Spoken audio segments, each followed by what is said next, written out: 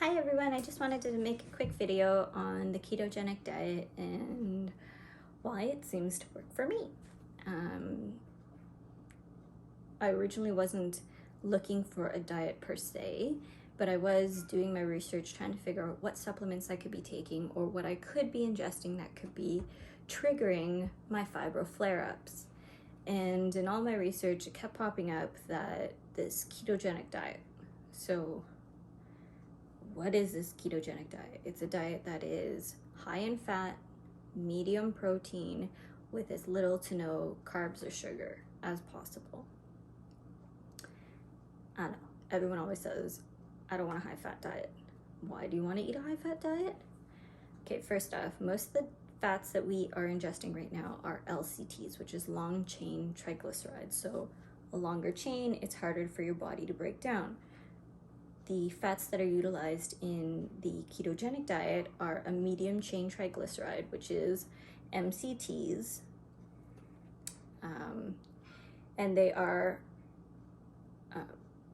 extracted from the coconut.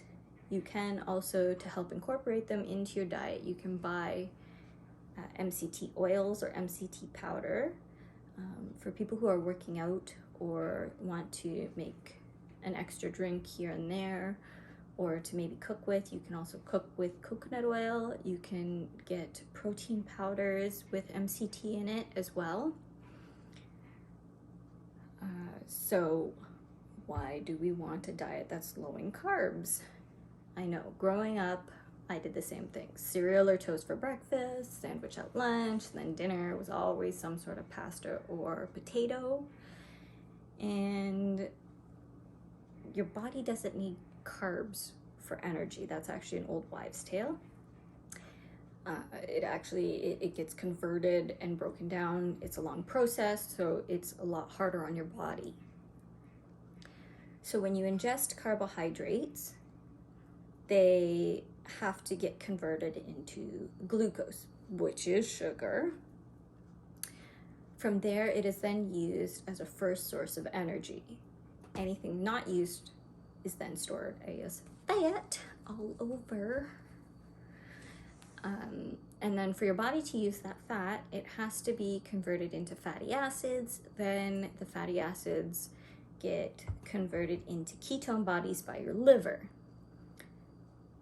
The long process is cut in half by using MCTs. So now that you understand the fat and the carbohydrate situation, a little history about the ketogenic diet. It was originally created in the 1920s to help with pediatric epilepsy. When they were creating this diet, they had several things in mind. The protein levels had to be enough for muscle growth and repair.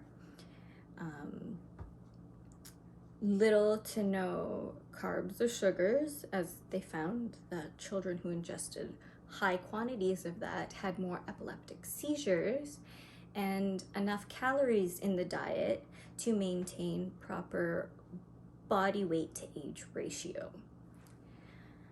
The only reason why it was phased out was because of the successful creation of anticonvulsant medications, and it was easier to get a child to take medication than it was to restrict or change the child's diet. There's actually scripture going back as early as 400 BC about not just a dietary change, but also utilizing fasting as well for therapeutic uses. In the 1960s, there was a version of the ketogenic diet that was created and adapted by a neurologist, and it involved fasting as well, followed by a low carb and low sugar diet. So it's not actually a new diet, it's actually a newly booming diet, it's not a new diet. It's been around for years and years and years. It's just rebooming. Other therapeutic uses for it, Alzheimer's, amyotrophic lateral sclerosis, neurotrauma, diabetes, sleep disorders, Parkinson's disease, other chronic pain issues like celiacs and chronic migraines. As with any other diet or change in your lifestyle, there are also side effects, and those are constipation, hypoglycemia, low-grade acidosis, increase in cholesterol levels. That would be more depending on what type of fats you are using, higher levels of lipids in the blood, and certain dietary deficiencies of certain macros. So that also goes back to the diet part and keeping everything balanced, hence why people count their macros. So consult your doctor before doing any of this, and if there are any problems during the process,